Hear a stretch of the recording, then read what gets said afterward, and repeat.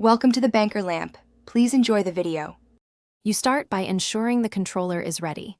Check batteries or a charged pack and power it on with the Xbox button until the ring lights.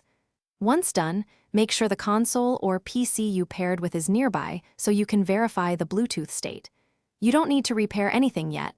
You're preparing to disconnect. Now that it's active and visible, move on to the specific method you'll use to turn Bluetooth off, either via the host device settings or by cutting power to the controller. You'll usually disable Bluetooth from the device the controller is paired to. On a Windows PC Open Settings, choose Bluetooth and Devices and toggle Bluetooth off.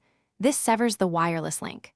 On Xbox consoles, navigate to Profile and System, Settings, then Devices and Connections, and remove or disconnect the controller. If you prefer a direct approach, press and hold the Xbox button for about 6 seconds to put the controller to sleep. That cuts radio transmission without changing host settings.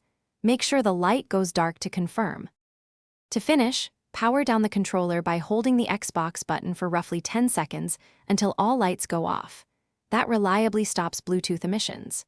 If the controller immediately reconnects when you power it back on, remove it from the host's Bluetooth paired devices list so it won't auto-pair.